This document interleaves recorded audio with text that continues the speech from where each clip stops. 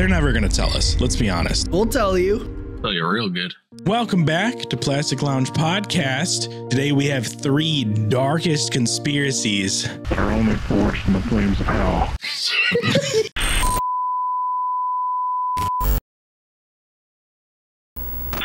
Rebel, Hi. pop the lid off it. So let's get down into the nitty gritty. I'm going to take you deep into the world of mysticism. There's an ancient religion. It's been around since the 1600s at least. If you join it completely and follow all the practices, it'll ultimately kill you. What if I said McDonald's has a deep-rooted tie into the practices of this religion? Big Macism. It's not Big Macism, although we should start that. But first, let me explain what the religion is. The name of the religion is called Breatharianism. Basically, the belief of the religion is that the people that participate have the ability to live life without consuming food or water. Ow. Won't you die? Yeah, you die, dog. This belief stems off from the religion Hinduism due to the fact that instead of consuming, food and water, they live off this substance called prana, basically the life force that is all around us. Now, they believe that the prana can pretty much just nourish the body on its own. They believe that prana can fuel your spirit as well as your body. So obviously, this is a pseudoscience. This is very extreme and very dangerous. I'm just gonna straight out say it right now. People can't do this. Coming from a guy that is not a medical doctor, some average guy saying, don't do this, you're gonna die. Our physical bodies need physical nourishment to live. That's period, end of story. It is what it is, bada bing, bada boom. Until Elon Musk upgrades our computer chips. That is also a possibility, but for some odd reason, people still get into this. They get into this mindset, this religious belief that their spirit can live on without any food or water. There's one person, in fact, named Wiley Brooks. Now, Wiley became the first founder, actually the founder, of Breatharian Institute of America. He would teach people almost like a preacher, if you will. So these teachings would include breathing in fresh air that would allow the nutrients that they believe were inside the air to come into your body. And that's what gave you sustenance, pretty much. And if it sounds hard to swallow, we're going to find out now from the man who knows. Would you please welcome Mr. Wiley Brooks? Here he is. Wiley, welcome to our show. Thank you. Let me ask you something. You haven't eaten for 17 years. You have not had a sandwich, a hamburger, hot dog, pretzel, a piece of roast beef, fish, vegetables, nothing for 17 years. Right. Well, let me explain what breatharianism is first, if I might. Breatharianism But you haven't eaten for 17 years, right, as we know it. Right. I don't eat, yes. Breatharianism is a philosophy that believes that the human body, when it's in perfect harmony with itself and nature, is a perfect breatharian. Now, all of the constituents that we need is taken from the air we breathe. And the fact is, there is only one thing that keeps the human body alive, and that is breathing. They would also believe in sun gazing. All it is basically they stand outside and stare at the sun for hours. And I don't know about you guys, but back in the day when I was a child, I would always stare at the sun and people would pretty much tell me not to do that. Smart. It makes you blind is what it does. It literally makes you blind. Are you trying to recharge, man? What were you doing? I was just feeling myself, dude. I was in the moment. The sun was out there. I was staring at it. If you stare at it long enough, you start seeing little rings around the sun. And it's your eye trying to focus on it. And it's almost like burning an imprint in your eye of the sun. It's cool, and it's a fascinating thing. Don't do it, but it's fascinating. Don't do that. Everybody listening, that's not cool. You're destroying your eyes. It'll make you blind. You ever get a sunburn? Imagine that on your eyes. That's what happens. So obviously, Wiley could not be doing this. He could not just not eat. So one day, they actually caught my man. They caught him coming outside of a 7-Eleven. Hot dog, Twinkie in hand, just guzzling down that glizzy on God. Basically was found out, and the mastermind that he twisted his teachings. He twisted it up and was like, you know what? I fucking love McDonald's. I've loved McDonald's so much, and they caught me. So what can I do to fix this? Wiley took his teachings and incorporated McDonald's into them. He basically said that McDonald's is a sacred holy ground. Every McDonald's everywhere is a sacred holy ground. Basically saying that the food inside McDonald's would clump all the toxins inside our body, all the air pollution, everything, the nuclear pollution. It would clump it all together and excrete it from the body, making your body cleaner, as well as more spiritual. It actually does the opposite. Well, I actually reached out to McDonald's. We didn't want to waste their time, to be honest. I was going to say, what you did? So I think we can all agree that Wiley is basically just a snake oil salesman at this point. He's just a con man trying to get what he wants. Basically have people give him money is what it comes down to. However, at this exact time, across the world, an Australian woman named Jasmine was starting to become the most influential breatharian. She would basically write a lot of books and start teaching people about, quote unquote, her way of living. I've been free from the need to take any nourishment from food now for 11 years. That doesn't mean that I've had 11 years of taking nothing, but in that time, yeah, I've had a piece of chocolate or cappuccino or completely non-nourishing substance, because the path is about freedom. And particularly the freedom to work with the body in a way so the body manufactures naturally all the minerals, vitamins, nourishment, everything it needs to be totally healthy, self-sustaining, self-regenerating, without the need of taking anything external to yourself. A lot of people would compare her as a cult leader. I don't really see it, to be honest. As a cult leader, I would see them forcing their beliefs and making people do something. Her way of living, she never forced this upon anyone. People willingly flocked to her to participate in her teachings. She was even quoted saying, "I can go for months and months without having anything at all other than a cup of tea. My body runs on different kind of nourishment." So obviously these deceitful types of teachings, it has some implications. Out of all of her followers, she's had people die on her. When they went to her to enlighten themselves, they would starve themselves. They would starve trying to get closer to God, or quote unquote a God, and eventually pass away. Now there's been plenty of interviews of Jasmine where the interviewers would pretty much attack her for being the cause of these people's deaths. And when asked about it, she would have no remorse.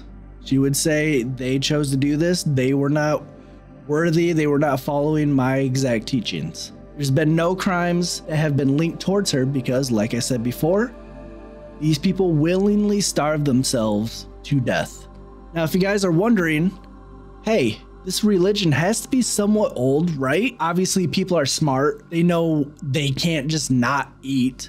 This shit's still happening. Jasmine is still alive today, still practicing. She's got followers, she's got everything. And not only is she alive, she has the goddamn audacity to join a Breatharian World Festival. There's a world festival for these types of things, like some goddamn malnourished Coachella out in Italy. Do all chapters of Breatharianism celebrate the wonders of McDonald's? They do not. That was just my boy Wiley trying to. Just Wiley. Okay. So they're not gathering at these festivals all eating McDonald's. It's like a huge McDonald's catered event. I wish. Listen, okay. I can get on that. Yeah, dude. But no, what a business opportunity. These people literally just choose not to eat. Obviously, you can't just not eat in total. So it's basically a weird form of fasting where they'll be like, hey, I'm going to have this one dinner and then go, I don't know, a week without food, and then have a little bit of dinner and then go a week without food. To come back to everything, yes, there is breakfast, lunch, and dinner at this Breatharianism World Festival, in case you guys were wondering. Also, Jasmine, she also has been caught with food, so take it for what it is. The only thing I get mad at is that it's starting to make a resurgence on TikTok, on YouTube, on any social media platform. It is good to eat food. It's one of my favorite parts of the day. I love eating. It's so good. You haven't noticed. There's somebody that's going to be like, we know, Chris. You Like, fat piece of shit. Yeah, man, food. I don't know how. So they're not all just like saying they're not eating, but eating. Or are they pretending like they don't eat to each other, but they're secretly eating? I mean, they have to be secretly eating, but do they pretend like they don't? Yes and no. So a lot of the top leading people, they'll be like, I haven't eaten since 1993. And everyone's like, well, you're bullshit. That's Right. Obviously you're eating. There's actually been a 60 Minutes interview, like the show 60 Minutes on Jasmine. Basically, they're like, hey, we're going to lock you in this room and a bunch of people are just going to stare at you for a week straight and see what happens. They had to call it off because the doctor that was doing her vitals were like, she's going to die if we keep this up and it's going to be a liability on you guys. So maybe we, don't do this. And when confronted, she was like, yeah, you guys fucked up. I wasn't able to breathe air. Basically, all the top people pretty much lie about it. The people that are influential lie about it. The ones that are under are basically doing this weird form of fasting, like I said, where they'll eat a little bit, but then not eat. what's crazy on the other hand, my boy from Super Size Me ate McDonald's every day. He was doing just fine. Well, no, he wasn't, but okay. Yeah. He almost died too. He almost died. He got diabetes. Yeah, I mean, come on. Would you rather diabetes or die from not eating? It's a sacred place, dude. It's a holy ground. Yeah, well, I pooped in the ball pits at a McDonald's once. As an adult? Not as an adult. There's a reason they kind of got rid of a lot of the ball pits. Highly unsanitary. Coming from a guy that worked a job at one point that had to go through and clean them. Oh my gosh. Oh. It was brutal. I want you to imagine young little baby rebel. We're at a McDonald's. My mom takes me there with my aunt and I go in the ball pit. I have the time of my life. And I'm just playing in there. A bunch of other kids. Shit my pants. I browned my entire leg at that point. And it went out of my pants all over the pit, all up in the balls. And I get out, I go to my mom and I'm like, yo, help me. I shit my pants. My mom's freaking out. She's pissed. My aunt's laughing uncontrollably because I would be laughing my ass off too in that situation. Because you see a bunch of other little kids walking out covered in shit stains. Oh my God. And my aunt can't stop laughing, dude. Listen, if I was in that moment, I'd be doing the same thing. I'd just live life and make the best out of it at that point. The play areas on McDonald's were super stinky. They always smelled like feet. But man, they were a happy place with happy meals. And wear your shoes, bro. Of course it smelled like feet. But speaking of happy places, the happiest place on earth is the self-proclaimed title, none other than Disney World, the media mega giant owners of amusement parks, rides, water parks, movies, shows, you name it, all of which over the years have had questionable things happen with employees and guests. There have been some mysterious deaths, some attempted suicides. One guy tried to light himself on fire. Somebody even killed themselves with a knife, writing, "I don't want to work for Mickey anymore," all over his apartment walls before he did a self-deletion. However, today I want to shine a light on something other than the amusement parks. I want to shine a light on something mysterious that happened on a Disney cruise. Something that Disney might be covering up. Rebecca Corey was a 24-year-old British citizen. She was also an employee of Disney Cruise. She was one of the guest attendants, meaning she would walk around and make sure guests were happy, had everything they need. She also worked in the restaurant area as well as the bar area. Rebecca had worked for Disney Cruise for a number of years. She had just gotten back on a 2-week home vacation where she's seen her family in England and then went back to work promptly. March 2011, Rebecca reports on the ship, which was called the Wonder. The Wonder was departing from Los Angeles, California to Puerto Vallarta, Mexico. It would be a couple-week journey, and Rebecca was anxious to get back to work and make some money. Now, Rebecca was the type to always stay in contact with her family, especially her mother. She would constantly text back and forth, call back and forth, numerous times throughout the week, giving updates, just staying in touch since she was gone so often. Around 7 p.m., a couple days later, Rebecca texted her mom saying that she would contact her mom in the morning when she wakes up for her shift, saying good night and she loves her and wishes the family hugs and kisses. But something would happen between that last text and her shift at 9 a.m. 9 a.m. rolls around and Rebecca is not showing up for her shift on the ship. Her boss, who knows her as always punctual, almost never late, and would never miss a shift without calling, is worried at this point. 9:30 rolls around, Rebecca's still not there. An hour later, she hasn't shown up. Nobody can contact her. Nobody knows what's going on. So at this point, her boss and crew members are getting a little worried. They're thinking, did she fall down somewhere? Or maybe she partied last night, had a little bit too much to drink. She slept in. Let's go down to her room. We got to see if she's there. Also, guys, can you page her on the loudspeakers throughout the ship? Try to get her to come in for her shift. We got to get a hold of Rebecca. So her boss and the crew scour the ship. They're looking through every hall. They look through her room. She's not there. She had all her belongings in her room. Everything looked pretty normal and neat. She wasn't there. They're paging her name over the loudspeakers saying, Rebecca, can you please report to the common room for your shift? The crew is looking for you. Please show up. After hours and hours and hours, nobody can find Rebecca. She is gone. So the boss immediately reports this to the head of security on the ship. And formulating a plan with all the leadership on board, they came to the conclusion that they needed to review the security tapes of the CCTV system aboard the ship to try to locate Rebecca and see where she was seen last. Hours and hours go by. They're scouring this footage, trying to find the last known location of Rebecca, seeing if they can see anything. And they find her. Now, that last text was 7 p.m. to her mom. Hours later, around 6 a.m., just a few hours before her shift, Rebecca is seen in the crew quarters of the ship on a community internal phone system. Anybody could kind of pick it off the wall and use it. She was on there wearing pants that looked a little unfamiliar, a t-shirt, talking to someone on the phone, and her body language was kind of visibly upset. She seemed maybe like she was arguing or explaining something very adamantly, a lot of hand motions, a lot of movements suggesting she was under duress or some sort of stress. At that point, during her conversation on the phone, a young man walks over, another employee, and he asks Rebecca if she's okay. Seeing her visibly upset on the phone, just wanted to make sure she was all right. Rebecca says yes, hangs up the handset on the wall, walks away, putting her hands in her face and pulling her hair back as if she's wiping her face, something you would do when you are stressed out.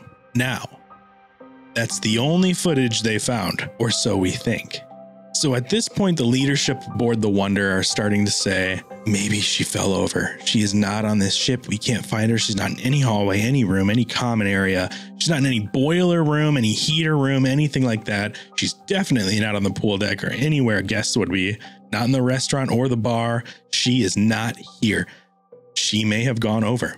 Once they get into Mexico waters, Disney immediately alerts the authorities. Now, these would be authorities in the Bahamas since that's where they were at the time of the disappearance.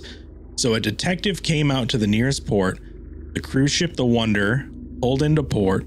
The detective got on board, sat along with the leadership of the Wonder, kind of formulated a plan of action and an investigation report to be released. The report the detective and the Wonder crew came up with would later be scrutinized, calling it lackluster and poorly done. The family of Rebecca never received a copy of the report, and the British police could not secure a copy of the report from the police or from Disney, getting responses saying that they couldn't release the report to the British police because it violated personal information, kind of just giving them the runaround. Now, at this point, the disappearance of Rebecca is kind of making waves throughout media. It's been about a week or two after this happened. Rumors are spreading, and it gets the attention of a journalist over at The Guardian. His name is John Ronson. Now, John is super curious about this disappearance and how it's shrouded in mystery.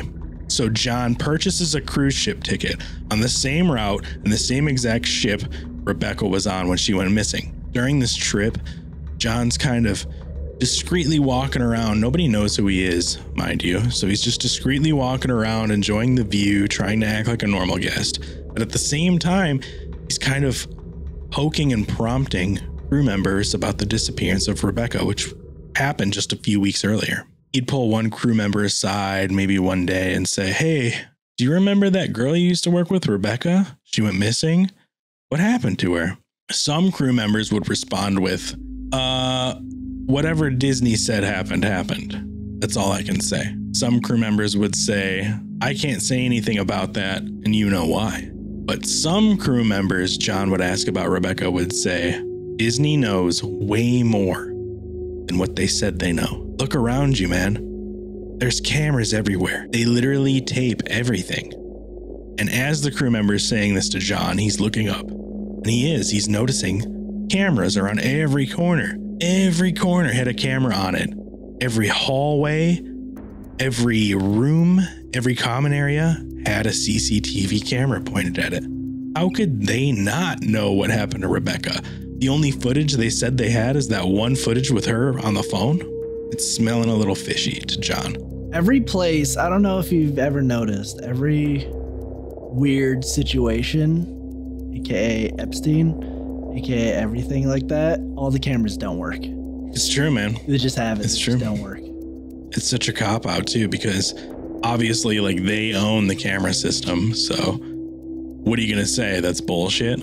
So after John finishes his cruise and gets his statements from the crew members, he compiles it into a story and releases it. At the same time, Disney calls Rebecca's family and says, "We have your daughter's personal belongings ready to be released to you. Please come to the Wonder and you can grab them." So the family goes to the Wonder. They come on board after it ports back, and they go to the crew quarters where they meet the leadership of the Wonder, and they have Rebecca's suitcase packed with most of her clothes, her personal effects. But on top of the suitcase are a pair of white flip-flop sandals. Immediately, her mom's like, "Whose sandals are these? These are not Rebecca's." Immediately, her mom does not recognize the sandals. She's saying they're not Rebecca's. Look, they're even 2 sizes too small for her. Rebecca wears this size, not that size. So the mom pops open Rebecca's suitcase right in front of everybody. She opens it, and the first thing she sees are Rebecca's favorite shorts. She would wear them all the time when she would go to bed. They were kind of like her pajama shorts. Her mom pulls them from the suitcase, folds them up, and they're torn to shreds. She puts the shorts back in the suitcase, closes it up, latches it, and demands to see the footage that they said they had. Now remember, Disney only said they had one piece of footage showing Rebecca, and it was the footage of her on the phone. So the crew of the Wonder show Rebecca's mom the footage when she's on the phone in the crew area. And immediately her mom says, "Why is she wearing man pants?" Because remember, she wasn't wearing her own pants. She gets closer to the monitor and kind of looks, and sure enough, Rebecca is wearing men's pajama bottoms, like sweatpants, like workout pants. She said, "Those aren't Rebecca's. They're not even women's pants. I've never seen those pants before. She was just home a few weeks ago. She didn't have anything like that, so she must have got them from the ship. What's going on here? Something's not adding up." Now, while John was on the cruise, poking around and asking questions, he also uncovered something else. The crew members told John that Rebecca was actually in a relationship with one of the other female crew members, and that she was in a relationship with an older man, one who was aboard the ship as well. And they kind of formed like a little love triangle thing back and forth, but it caused heated arguments all the time between the three. This entire time, Disney is still adamant about sticking to their conclusion that Rebecca was swept overboard by a rogue wave while she was near the railing. One that didn't even happen. There's no footage or any other eyewitnesses of any sort of rogue wave, nor did anyone feel such a wave that would be powerful enough to sweep someone off the deck. So you be the judge. Was Rebecca involved in some sort of savage attack caused by jealousy within the love triangle? Or did something sinister happen? Something involved with Disney? Maybe she went somewhere she wasn't supposed to. I guess we'll never know. But speaking of places you're not supposed to go to, Moose, what do you got for us, man? Boy, do I got something for you guys today. Now, this place that I'm about to mention here is a place that in around 2018 gained some traction. Before that, most people had no idea about North Sentinel Island. For anybody that does not know, North Sentinel Island is a remote island in the Bay of Bengal, and what is on that island is an uncontacted tribe. Now, I'm going to start with the 2018 story, as I mentioned before. In 2018, there was a fella named John Allen Chow. He was a Christian missionary that became obsessed with North Sentinel Island, and he thought that his life mission was to go to this island and go there and preach his gospel and convert the people of this island. Now, for anybody that does not know, it is 100% illegal to go to this island. With a tribe that's been isolated for like 60,000 years, as a person, you can't just go there because like a common cold could kill people. True, yeah. Now, this guy in 2018 paid off a fisherman to take him to this island. And this guy kept a journal. I'm not going to get into it, but he pretty much knew what he was doing. He was like, I might die from this, blah, blah, blah, blah. And when he got to the island, guess what happened? They killed him. They killed him right away. He wanted to convert them to Christianity, right? Correct. That was like his life mission, he said. And he died immediately. So that's what most of the public know. This happened in 2018. North Sentinel Island got a little bit of buzz. But what people don't realize is why the Sentinelese people reacted the way they did. Now, this is where the dark side of history comes in. It was once rumored or known that North Sentinel Island had a tribe that was uncontacted. That's what people thought. But in reality, they were not uncontacted. In 1880, there was an explorer fella named Maurice Vidal Portman. And he was administered to go to the Andaman Islands, which he did do from 1880 to about 1900. And when he was there, he did some pretty fucked up things. And I'm not going to go into crazy details, but he was obsessed with these people on this island. Now, this is not North Sentinel Island. The Andaman Islands are like part of the cluster, and North Sentinel Island's part of that cluster. So he was over there, and what he did to these people was horrendous. Like I said, I'm not going to go crazy detail, but he pretty much inspected all these people. He was obsessed with their genitalia, and he was like measuring and comparing all the tribe members to each other, arm size and arm length and cranium size, like all this stuff. As you can imagine, those people didn't take it too well. Like, what the fuck, dude? So after his 20-year reign, he ended up traveling over to the North Sentinel Island. Mind you, keep in mind what he did to the other island. And he came here, and as you can imagine, had similar intentions. This guy's finding all these new people, uncontacted tribes, and he gets to be the ruler of them. So most of these people, especially from the North Sentinel Island, they've never seen a white person. So when this explorer comes to them, it's kind of like almost like a magical creature type thing. And so that's how he essentially got them to do what he wanted, because they were like, what is this person that came out of nowhere that's a white guy? Just treating these people like they're toys or something. The children spent a few weeks with Portman doing Lord knows what, and after which he returned those children back to the island. Oh no. Portman did come back to the island a couple times after that, and each time the tribe people on the island completely fled in fear, meaning that the children that he returned back obviously told horrific stories of what happened to them. He's lucky the children didn't bring back like a bug or something, like a cold. He would have wiped out the whole island. I mean, who knows? There is a possibility that he did come back and maybe killed some people. For anybody that doesn't know, I didn't mention this too much, but I believe at one time they believed they had around 150 tribe members on that island. They believe current day time, they believe it's roughly like 35 to 40. Damn. They've been kicking for like 60,000 years. Shout out to them. It's a long time. So these people on North Sentinel Island have been just living their life and have these horrific stories of legends of this white man that came and did horrific things to them. So now every time they see someone approach the island, they're very hostile. Defensive. Yep. Yeah. They like shoot at helicopters and boats with their bow and arrows. But to end this story, a semi-good note. Again, there's laws in place now where it is 100% illegal. I believe the waters are even patrolled from a distance.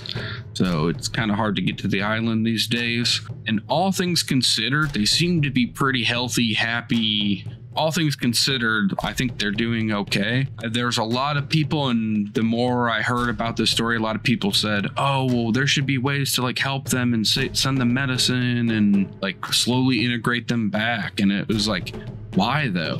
Like that's like the little bit of like humanity that we have preserved in some form. If you ever find yourself on a fishing boat in the Bay of Bengal, stay away from North Sentinel Island.